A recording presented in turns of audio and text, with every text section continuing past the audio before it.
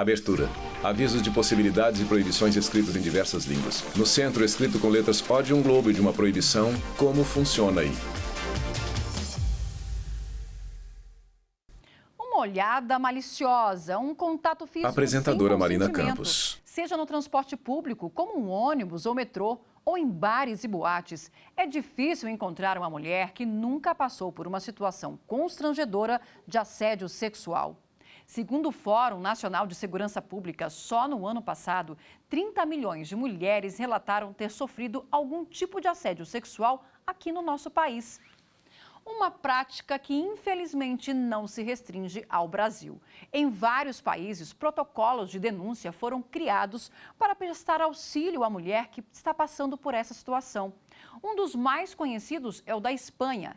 E a Vivian, que mora em Madrid, vai falar para a gente como funciona aí. Globo terrestre. Imagem se aproxima da Espanha na Europa. Indicação pontiaguda em Madrid, Espanha. Bandeira da Espanha. Cidade com inúmeros prédios. Praça de Espanha com fontes e chafariz. Pessoas caminham pela Praça Maior. Eu me chamo Vivian Duerte Ludovice, jornalista. Eu tenho 26 anos, eu sou de Brasília, mas atualmente eu vivo em Madrid. Já faz 1 ano e meio que eu tô aqui pela capital espanhola. Eu sou jornalista e faço um mestrado na Universidade Autônoma de Madrid em parceria com o jornal El País, onde eu também trabalho. Palácio Real em Madrid. Centro urbano com trânsito movimentado. Aqui na Espanha, eu posso dizer que eu tenho uma vivência de gênero desde 2 frentes. Diria que uma mais profissional, porque o meu trabalho ele engloba a cobertura das principais pautas políticas e polêmicas do país, e claro que nisso a igualdade de gênero entra também, e desde uma perspectiva pessoal. Na perspectiva pessoal, eu como uma mulher jovem que vivo a vida cultural e também noturna da cidade, posso dizer de uma maneira quase empírica que alguns contrastes com o Brasil me chamaram muito atenção e seguem me chamando. Aqui na Espanha, uma mulher pode sim sair à noite pela rua, de madrugada, desacompanhada, sem medo. Desde uma perspectiva latino-americana, principalmente brasileira, isso é muito raro. É um privilégio que poucas de nós temos no Brasil. E realmente na Espanha, essa cultura de respeito à mulher, ela existe. Mas não é porque existe o respeito que não há assédio, que não há casos de estupro, que não há casos de violência doméstica e feminicídio. As principais vítimas aqui são as mulheres imigrantes, as mulheres pobres, mas também temos aí casos em lugares, como foi o caso do Daniel Alves, que teve uma grande repercussão. E entre essas grandes repercussões foi a discussão do protocolo usado que se chama No Callen, ou seja, um protocolo que chama as mulheres a não se calarem, que façam as denúncias no momento da agressão. É um protocolo que existe na cidade de Barcelona, existe protocolos parecidos em Pamplona, em Madrid, mas não são os mesmos. Não é um protocolo unificado no país, não é um protocolo seguido em todos os espaços. É um protocolo que ele realmente está enfocado em fazer o treinamento das pessoas que estão nessas boates, que estão nessas discotecas. Então, o que ele traz é que a pessoa saiba proceder, informar a vítima dos seus direitos, perguntar a ela se ela deseja fazer a denúncia e a partir do momento que a vítima se interessa, eles abrem um protocolo e a abertura do protocolo claramente envolve as autoridades de saúde e as autoridades policiais. Em casos de que a vítima precise de uma atenção hospitalar, casos em que a vítima precise de um atendimento policial, de um atendimento da segurança pública, tudo isso será encaminhado. Durante o dia, pessoas circulam pela Praça Maior. Vinheta, como funciona aí? E para falar sobre esse assunto, convidamos a professora de Direito Internacional, Beatriz Parreiral. Doutora Beatriz, seja bem-vinda ao Como Funciona Aí. Explica para a gente como funciona esse protocolo da Espanha e qual que é o diferencial dele. O foco dessa vez destes protocolos está na proteção da vítima, ou seja, em resguardar Beatriz Parreiral, direitos, professora de Direito Internacional. A privacidade dela, em levá-la até um local tranquilo no momento da denúncia, em deixá-la à vontade, inclusive em não pressionar para uma denúncia imediata, porque o foco está no bem-estar dela naquele momento. Então, não existe essa exposição, porque muitas vezes a situação de assédio, de importunação sexual ocorre na frente de outras pessoas. As mulheres deixam de denunciar porque sentem medo, sentem vergonha da exposição. Então, o protocolo garante àquela mulher a sensação de que ela será bem acolhida caso precise. O que ocorre? As boates que têm esse protocolo, que aderem a ele, se tornam espaços de segurança mais procurados pelas mulheres. E a adesão na Espanha foi surpreendente. Houve uma espécie de efeito dominó, inclusive no Brasil, muitas cidades já têm aderido, têm elaborado projetos de lei, aprovado leis baseadas nos mesmos fundamentos. Então, o diferencial desse protocolo é que o princípio da privacidade da vítima é garantido. Vamos voltar para a Espanha. A Vivian, que é jornalista por lá, vai falar um pouco da repercussão de uma lei de liberdade sexual que entrou em vigor recentemente. Ela é chamada de Solo sí es sí, ou Sim é Sim. Prédios residenciais e comerciais. Carros passam pela Praça de Cibeles. A Porta de Alcalá. Bandeira da Espanha nas cores amarela e vermelha. No último ano, Vivian Doherty Ludovici, jornalista. Da tradução literal, somente o sim é sim. Essa lei, ela bota em centro a questão do consentimento. Então, atualmente, o que propunha a lei do solo sí é sí é que toda agressão, ela vai partir da penalização dela pelo consentimento. Se não houve o consentimento da vítima, seja qualquer agressão, a pessoa receberia já uma penalização que unifica esse tipo de violência. Essa foi uma lei que foi aprovada, mas foi muito debatida e discutida. Depois da sua aprovação, aconteceu algo que trouxe uma polêmica, que foi: alguns juízes fizeram uma redução da pena para esses delinquentes que tivessem tido um tipo de agressão maior dentro da lei, que tinham, por exemplo, estuprado, que tinham feito estupros coletivos, tiveram uma redução da pena porque de repente o seu delito passava a se encaixar dentro de qualquer delito. Então, isso gerou uma grande polêmica no parlamento. Mais de 1.000 pessoas tiveram os seus delitos com a pena diminuída por conta dessa lei. E atualmente a Espanha, ela aprovou a lei do solo sí es sí, permanece, mas essa teoria do apenas o consentimento, ela não vale mais. Atualmente, então, a Espanha tem diferentes penalizações para essa lei, mas a lei do solo sí es sí, ela não está embasada somente nesse ponto. É uma lei mais abrangente e que, além do consentimento, também tem como base a prisão, a reeducação e a reinserção desses criminosos na sociedade. Edifício Metrópole na Grande Via, em Madrid. Vinheta, como funciona aí? Doutora Beatriz, essa lei da Espanha, por ela, a mulher precisa expressamente declarar que está consentindo com aquela abordagem ou com aquele relacionamento. Caso contrário, o homem pode ser punido e até preso e criminalizado por essa conduta? É uma lei muito avançada nesse sentido. Beatriz Parreiral, professora de Direito Internacional. Quando estão intimidadas ou quando se vêm diante de uma situação de violência sexual, o primeiro instinto delas é de se paralisar.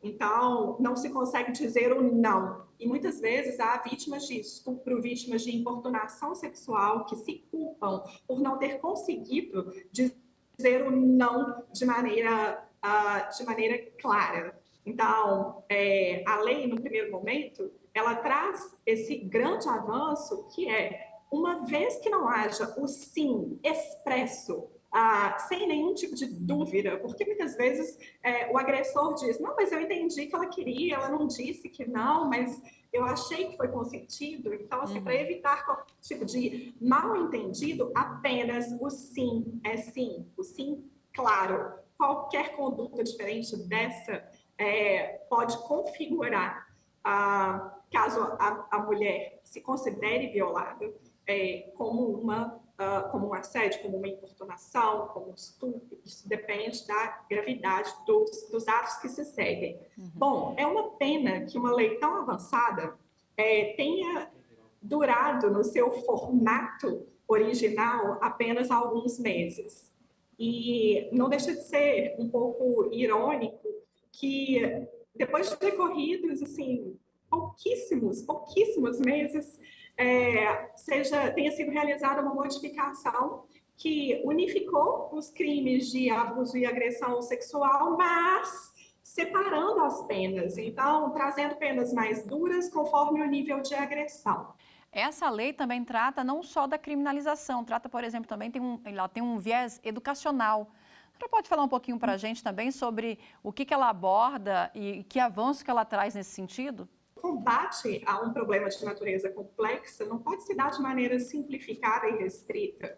Então, as ações educativas, as ações que visem a reinserção dessas pessoas na sociedade, que busquem prevenir esses crimes, também fazem parte da lei, e isso é extremamente importante. Então, como nós comentamos anteriormente, em relação ao comportamento de homens em boates e em relação ao comportamento dos funcionários e também das mulheres que ali estão, quantos cenários de importunação sexual ou de assédio não foram evitados a partir da prevenção e a partir da educação que esse protocolo trouxe? Então, o caráter preventivo e educacional é louvável, ele não significa que uma diminuição da importância do combate à violência. Pelo contrário, ele representa um fortalecimento desse combate. Vamos fazer agora um breve intervalo e voltamos já. Vinheta de transição. Estamos apresentando como funciona aí. Vinheta de transição. No centro, como funciona aí. O Como Apresentadora Funciona Aí Marina tá de Campos. volta. Da Espanha, nós damos um pulo na Inglaterra. Lá, pubs e casas noturnas adotaram a divulgação de um código para que as frequentadoras possam pedir ajuda aos funcionários de uma forma discreta, se ela estiver se sentindo ameaçada. A Bruna é digital influencer, mora em Londres e vai mostrar pra gente como funciona quando uma mulher fala para um funcionário de um pub. Ask for Angela. Globo terrestre. Imagem se aproxima da Inglaterra, indicação pontiaguda em Londres, Inglaterra. Bandeira do Reino Unido. O relógio Big Ben. Roda gigante London Eye, perto do rio Tâmisa. Torre de Londres, próxima de uma ponte. Prédios de diferentes tamanhos em centro comercial. Oi, meu nome é Bruna. Bruna Sampaio, 29 influenciadora anos, digital. Sou natural de Maceió, Alagoas. Sou digital influencer e atualmente moro aqui em Londres porque estou fazendo um intercâmbio. Bairro residencial de casas. Existe um código chamado Ask Angela. Pergunte pela Angela. Você pode dizer, how are you? How is Angela? Do you know about Angela? Qualquer coisa relacionada sobre Angela, eles vão entender que você está passando por algum momento, ou alguém próximo a você também pode estar passando. Esses cartazes, eles costumam ficar dentro do banheiro, e é bem interessante porque lá no banheiro é o único lugar que a mulher ela pode ficar somente ela, né? Sem ter a companhia do rapaz ou do namorado, alguém que esteja fazendo mal para ela. E isso não é só em relação a namoro, a date, não. Se alguém estiver te incomodando durante a festa, por exemplo, você pode pedir um drink também chamado Angel. Esse drink não existe, tá, gente? É só uma forma de você pedir ajuda. E aí, quando você fala, eu gostaria de um drink chamado Angel, a pessoa, o atendente, o bartender, ele vai dizer logo quem é a pessoa. E vai chamar o segurança do local para poder tirar aquela pessoa de próximo de você. Pessoas em uma casa noturna. Lustres balançam acima do balcão. Então foi uma das coisas que me fez me apaixonar por Londres. Eu gosto muito dessa cidade. Eu já tinha visto o Ask Angela na minha cidade, em um bar chamado Lugar Nenhum, em Maceió. Também tinha esse cartaz dizendo, se você vê alguém desacordado, se você vê alguém chorando no banheiro, por favor, vá lá no bar e pergunte por Angela. Cartaz na parede sobre Pergunte por Angela. eu fiquei bem impressionada também pelo fato de quando eu logo me mudei pra cá, eu divido o apartamento, a minha amiga, a primeira coisa que ela me falou foi: você sabe o que é o Ask Angela? E aí eu comentei pra ela que eu falei: eu sei o que é, mas a comunidade feminina sempre tá espalhando isso. Em redes sociais também vocês podem encontrar, principalmente no TikTok, tem vários vídeos viralizados. E é uma forma de a gente, mulher, né, se assegurar de assédio, abuso e entre outras violências. Homens e mulheres em casa noturna. Vinheta Como Funciona Aí. Voltamos a falar com a professora de Direito Internacional, Beatriz Parreiral.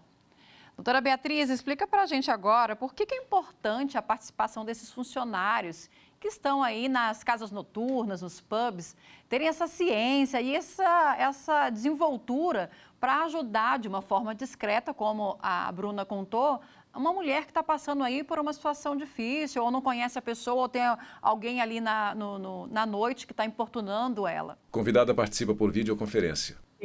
Os funcionários são as pessoas que conseguem Beatriz Parreiral, professora de Direito Internacional. No momento em que a situação começa. A polícia, muitas vezes, ela tem um tempo que pode ser demorado até chegar ao local. E o funcionário estando treinado para fornecer o apoio a essa cliente, a garantia de segurança fica muito maior. Foi interessante a citação de Maceió. Maceió é um excelente exemplo de um movimento que não começou pelos integrantes do Poder Legislativo ou pelo prefeito. Lá houve um movimento que começou de baixo para cima. Então, os próprios bares se informaram, se mobilizaram e fundaram uma iniciativa no sentido de criar protocolos próprios que garantam essa segurança. Esse medo que muitas vezes a mulher tem de fazer essa denúncia ou chegar a pedir ajuda, é aí uma barreira importante para a gente conseguir, vamos dizer assim, criminalizar ou até apontar aí esses agressores? Eu diria que é a barreira mais importante, porque a lei mais dura não poderá ser aplicada se não houver uma denúncia prévia. E para haver a denúncia, a mulher precisa se sentir segura e confortável para buscar ajuda. Muitas vezes, historicamente, assim, o assédio, a violência sexual, são tipos de violência em que a vítima frequentemente é culpabilizada. Mas de alguma maneira ela permitiu, de alguma maneira ela se expôs, a vítima, ela também muitas vezes se sente culpada. Então, se ela sabe que em determinados locais existe proteção, existe resguardo para o momento em que se pede ajuda, ou seja, ela não vai ser ridicularizada, ela não vai ser exposta, ela não vai ser julgada, a conduta do pessoal de segurança não vai ser simplesmente se dirigir até o agressor para contê-lo, muitas vezes atraindo a atenção sobre a vítima, uma atenção que muitas vezes é indesejada. Essas iniciativas que trazem essa segurança e esse conforto para a mulher, elas não só estimulam a denúncia, o que leva a uma efetividade maior da lei, mas também estudos demonstram que a memória do trauma, ela costuma ser amenizada quando a vítima se sente acolhida no momento da agressão. Vamos voltar agora para Londres. A Bruna mostra que por lá o combate ao assédio sexual saiu do ambiente de entretenimento e chegou também ao transporte público. O metrô de Londres tem uma ampla campanha para denunciar quem assedia uma mulher, até mesmo com uma encarada. Bruna conta pra gente como funciona aí. A roda gigante London Eye. A ponte de Londres. O relógio Big Ben. Pontes acima do rio Tamisa. Bruna Sampaio, influenciadora digital. Além da questão de as pessoas serem muito educadas, as pessoas serem mais reservadas, eu também me senti muito bem em relação à segurança. Porque eu venho de uma cidade um pouco menor, né, do que São Paulo, Rio de Janeiro. Então, existem padrões diferentes de violência. E aqui Londres, por ser uma cidade muito cheia, bem cosmopolita, eu fiquei pensando, nossa, será que eu não vou me sentir menos segura, né? Porque eu já cheguei a morar em outras cidades da Europa que eram menores e eu me sentia super bem. Carros e pessoas passam pela ponte de Londres. Quando eu cheguei em Londres, a primeira coisa que eu notei foi que tem várias câmeras em todos os lugares. As pessoas me alertaram bastante em relação aos pickpockets, que seria o batedor de carteira, para que eu ficasse atenta nos metrôs. E aí eu comecei a prestar atenção de que existia, além de várias câmeras, também um programa de segurança, que é chamado See It, Say It, Sort It, que quer dizer, se você ver, você tem que falar e nós vamos resolver. Então esse programa ele serve para qualquer coisa que aconteça no metrô, seja em relação a você se sentir afetado ou se você vê outra pessoa se sentindo oprimida, sofrendo algum tipo de abuso, você pode registrar com o seu celular. E aí você também pode, quando você está saindo do metrô, você tem sempre pessoas lá que estão trabalhando, que são como seguranças, e você pode comunicar a eles. Também você pode acabar enviando um SMS ou ligando para o 0800 deles, e os cartazes ficam espalhados dentro das estações de metrô. Além de ter o anúncio sonoro, cada estação que você vai, principalmente as mais agitadas, que seria a Central Line, a District Line, você sempre vai estar ouvindo constantemente isso, essa mensagem. Mulher de traços orientais espera a chegada do metrô em Londres. Espero que vocês tenham gostado. Bruna se despede sorrindo. Até mais. Vinheta, como funciona aí? Doutora Beatriz, até mesmo a encarada lá na Inglaterra é considerado um crime você encarar uma mulher de uma forma mais assim incisiva? Explica para a gente um pouco como é que é esse entendimento dessa campanha. Pois é. Beatriz Parreiral, professora de Direito Internacional. Gerou muita atenção internacional justamente por ser algo inusitado, né? Como criminalizar uma encarada? Seria o quê? Encarar por mais do que 10 segundos, 15 segundos, né? Como diferenciar um olhar de admiração, um olhar distraído, de um olhar intimidador, de assédio? Bom, o que ocorre é que a responsabilidade por lidar com as condutas inapropriadas dentro do transporte público é justamente de uma autoridade designada especialmente para isso em Londres e na região metropolitana. E essa entidade tem políticas muito rigorosas contra essas condutas inapropriadas. Se analisada junto com outros indícios, por exemplo, o homem que, de alguma maneira, constrange a mulher e impede que ela saia do metrô, de alguma maneira ele está encurralando ela, perseguindo, mandando ou mostrando fotos pornográficas no celular perto dela, algo assim, isso pode ser sim criminalizado como assédio e as autoridades estarão, os funcionários do metrô, existe uma equipe especialmente treinada para lidar com casos como esse. Então, se a mulher se sente importunada, se ela se sente constrangida, e por mais que não haja uma maneira de medir isso, toda mulher já passou por esse tipo de olhar, já sentiu isso, sabe o que é. E o quanto pode ser constrangedor. É uma campanha no sentido de estimular o bom comportamento. Vamos trazer então para essa realidade aqui do Brasil, então. A gente sabe que muitas vezes isso também acontece em ônibus cheios, em vagões. Aliás, tem inclusive algumas capitais que têm um vagão exclusivo feminino para evitar esse tipo de abordagem.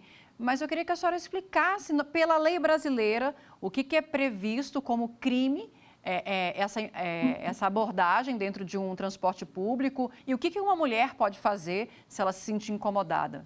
Em 2018, foi incluído no Código Penal brasileiro um artigo sobre importunação sexual, que diz justamente respeito a esse comportamento indesejado. Então, ele pode ser mostrar partes íntimas, constranger, passar a mão, tirar fotos sem autorização, de decotes, enfim, condutas que, de alguma maneira, geram esse constrangimento. Elas são tipificadas como importunação sexual, são crime, e é dever do funcionário de transporte público agir para interromper a violência. É importante registrar o maior número possível de informações sobre o momento da importunação sexual, então, gravar o local, o horário, manter o celular carregado, pois ele pode servir para filmar uma eventual importunação que esteja acontecendo com outra pessoa, ou então para se defender, para formar provas que serão úteis depois para identificar e responsabilizar o agressor. Doutora Beatriz, muito obrigada pela entrevista e a gente fica por aqui preparando a nossa próxima viagem. Siga a gente nas redes sociais. Estamos no YouTube, Instagram, Twitter e Spotify. É só digitar @Rádio e TV Justiça que você encontra o nosso conteúdo. Até a próxima! Créditos finais. Direção Diogo Ramos. Produção Lívia Faria. Apresentação Marina Campos. Edição de texto Marina Campos. Cabelo e maquiagem Kelly Raridade. Assistência de estúdio Emerson Oliveira, Joel Ribeiro e Sávio William. Operação de TP Ricardo da Costa. Iluminação Ítalo Cândido. Operação de áudio Anderson Oliveira. Operação de sistemas Orlando Filho. Edição de pós-produção Paulo Mendonça. Videografismo Leonardo Veloso. Núcleo de programação Rosa Wazen. Núcleo técnico Fábio Guedes. Núcleo de produção de programas Flávia Soledade. Supervisão Coordenadoria de Gestão da TV e Rádio Justiça. Secretaria de Comunicação Social STF. Realização TV Justiça Essencial 2023.